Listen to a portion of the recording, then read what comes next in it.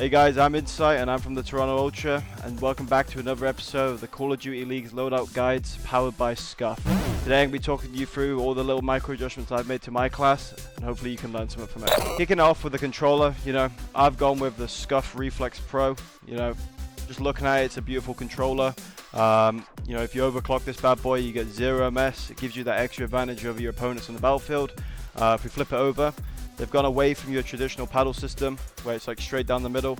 They've kind of gone for like a button technique where like your fingers just naturally rest on the controller. As you can see, my fingers are just naturally there. They've also got like a nice little button system where you can press it and it changes what these paddles do.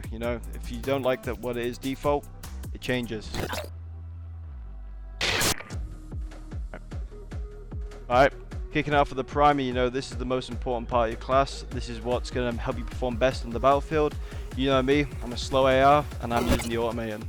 First attachment, the F8 stabilizer. This attachment, it gives you more effective damage range, which is going to be key if you're like a main AR, slow AR, for getting the long range kills, guaranteeing them.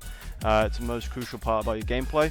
Going into the second one, we've got the Anastasia sniper barrel. This is the most optimal barrel again for the AR. It really helps like nail down your long range shots, gives it like the least recoil possible, as well as optimizing the damage on it. We've got the slate reflector. This is a sight that everyone's using, everyone feels most comfortable with. It's more traditional, like a red dot hand stop. There's people using M3 to get the aim down sight, but I use that hand stop, gives you that accuracy. People are always chopping and changing this one, but I use granular grip. Reason being, I'm a slow AR, so I prefer when I'm moving around strafing, I want my aim to bounce as little as possible, and it gives you extra strafe speed. So it just really helps with like getting that extra edge, or maybe just like sidestepping someone or holding a pre and walking at someone because it's not bouncing around. I might not miss them by like a nanometer. Zac skeletal stock, pretty self-explanatory. It's the one that gives you the extra strafe. Everyone wants the strafe on the AR. FMJ rounds, I feel like these are crucial to the class. If you're playing a map like a Vutu, you need FMJ to shoot people out the tank, shoot people off top boat, and it's just great to have to shoot people through barricades, walls, all that good stuff. If you tag someone up, you can shoot through the wall, maybe get a cheeky little kill. Tight grip, this helps when you're shooting people for long periods of time.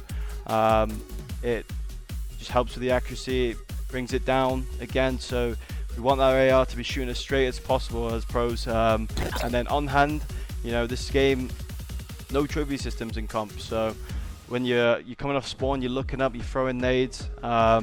It's just great to have that you can just throw it really quick and people don't catch you with a nade in your hand that much.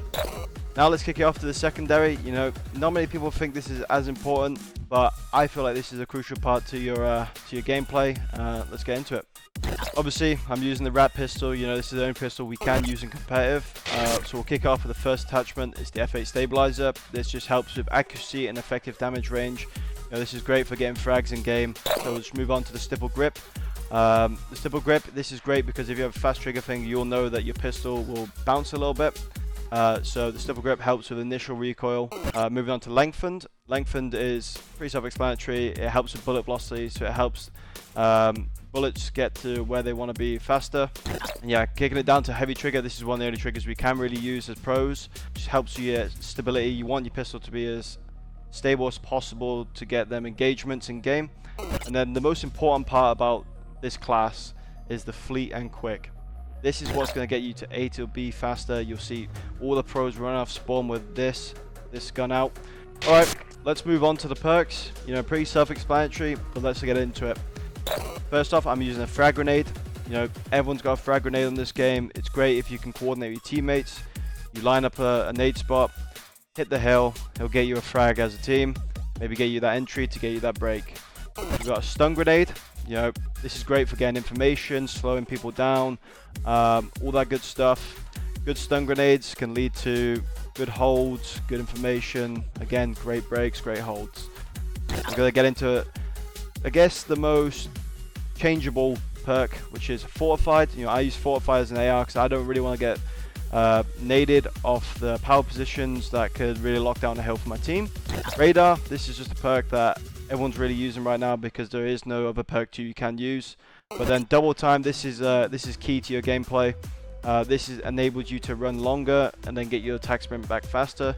Attack sprint is a big part of this game. You're going to need it to get to A to B faster, to reinforce your teammates. These are my perks.